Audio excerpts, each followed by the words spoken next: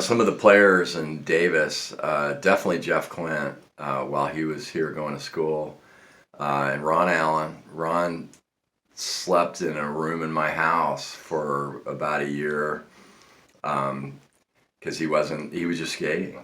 And that's when he learned to ollie big. He just put on his Walkman and left my house and went down to the UC Davis campus and skated all day, every day.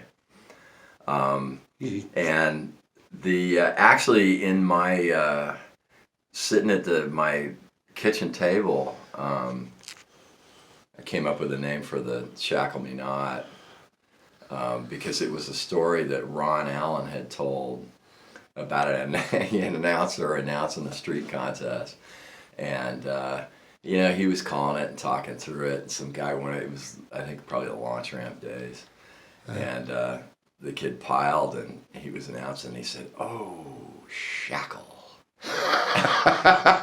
And that stuck with me just as I'd never heard just really eating it, the word shackle. So they were kicking around the name for one of the first, I don't know if that was the first 8th Street video. It might have been. Okay. And we were kicking around the name. I said, yeah, call it Shackle Me Not. So that expression kind of took hold, and Jeff had done a series of. Jeff switched. He was originally pre-med, but he switched to art. Okay. Because he just his dad nearly disowned him, but he was an art major at UC Davis, and is that? Yeah, that's similar. There you go. So he started doing art, and God, endless stories. He roped me into all kinds of things. In the middle of the night, stealing parking blocks for a sculpture he was doing, and they had to be a red, white, and blue parking block. And I said, well, just paint them, Jeff. No, they've got to be red, white, and blue. So it turned into a giant midnight, like everywhere, looking for parking blocks. But Jeff was in town. Ron was here. Greg Hain in Woodland was doing a zine. And Cara Beth Burnside was here. She was going to UC Davis for a while. Okay. And was around. I remember her at one of her Broken 10 gigs. And Nick Adelman, the guy who took that picture,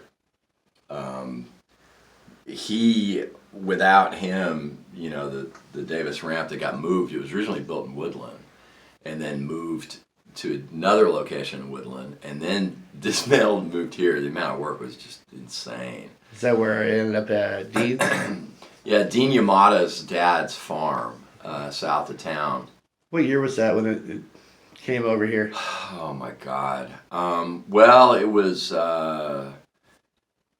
It must have been built in around '85, and then moved. And it was probably in another location in Woodland for maybe a year.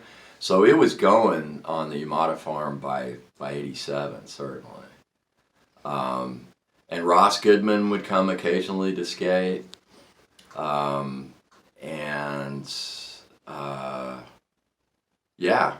It was a big ramp. Was Sam Cunningham a regular there? Or Sam would come skate. Yeah, he would come skate periodically. Okay. And Mitch was another guy. I'm trying to think who else would come through and skate. I don't know. Most of the time I remember it being Nick. Sam mentioned Nick also. Does Nick still live here in Davis, or does he live in Sacramento? No, he's in the Bay Area, okay. And he stopped skating for a while and then started skating again. And I exchanged emails with him for a while,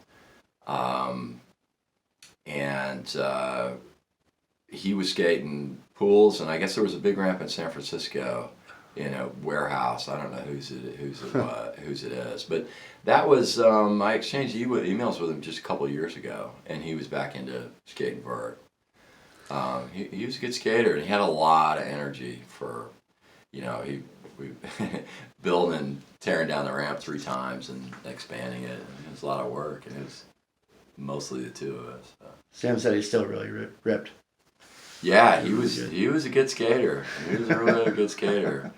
Of course, in the area, the best vert skater was, Ross Goodman. He was unbelievable. What happened to him? I don't know. I don't know what happened to Ross. I never was friends with him. They had a real insular little scene. And Misfits, Sam Hain, Misfits, Sam Hain. And I don't think they liked outsiders outside their little group very much. But I remember making trips with Nick up to Ramp in Reading, and he was going up there too after there were no big ramps around here for a while.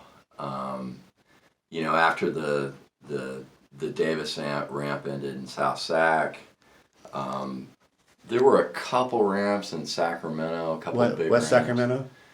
Yeah, it was in West Sac for a while in a warehouse, and it was out in, before that, it was in a warehouse out in like North Sac somewhere, and then they moved it to West Sac for a while, and then that went away, and then there was a long stretch where there were just no big ramps at all around. And then there was that brief period where Kevin Rux had in Natomas. He had a monster ramp. There was like 3 in a row, and the big ramp was like 50 feet wide or something. Really? He was a pro from Southern California, and so I started skating big ramps again, briefly then, because it was there. I was thinking recently that there's fantastic vert now in the parks, granted. Oh, jeez, yeah. But pools now scare the hell out of me. And it's ironic because I learned to skate vert in pools. I started skating pools in 1970, probably 1976. By 77, I was doing frontside airs in pools. What was the process that you learned how to skate vert in pools? How did you learn? You became a coach later, so I wonder how you coached yourself to get better. I consider myself extremely lucky because how many people get to invent a sport from scratch? And just because of when I started skating in 1973, and this was in Texas, it was in Fort Worth, Texas, and I saw, I've seen several documentaries of people talking about the early days of skating and skaters out in the Midwest, and the singer from Black Flag, I saw him interviewed. He was out in the Midwest. Which one? Which singer? Who's the guy from Black Flag? He does spoken word stuff. Why am I? Oh, is that the guy who does the stand up where he talks about his travels? I can't think of his name either. Oh God, I'm Henry Rollins. Yeah. Okay. Yeah, I saw it. I don't know what documentary it was in, but an interview with Henry Rollins where he's talking about being out in the Midwest and just nothing, and until Surfer Magazine showed unaccountably. It's the Southland Corporation. I think that came out in J.C. Peralta's documentary. How the Southland Corporation decided to ship Surfer Magazine to all their 7-Elevens. So suddenly, out of the blue, Surfer Magazine showed up in the Midwest and in Fort Worth, Texas, and it was like a thunderclap. And it's exactly what Henry Rollins talked about. I don't know what this is. I don't understand it, but that's what I want. And that's what he said. And that just hit me and a small circle of friends that I had. And that was our intro to skateboarding. Okay. Because there were pictures of, the urethane revolution had just happened. And when I started in 73, urethane hadn't really made it to that part of the world. So I was skating on steel and wheels. And, I was like this, it was like the 60s skateboarders where I actually built a board out of, like a 2x4 and ripped apart my sister's roller skates that were steel wheels. So that was the first thing. It was a nailed together, on Sure. a 2x4. Sure. And that was a little before '73. So I started skating seriously in '73 when I got my hands on a urethane wheel skateboard. And I had a small group of friends, and we were looking at pictures in magazines. I mean, it was the early days. And I don't know what year Skateboarder magazine started.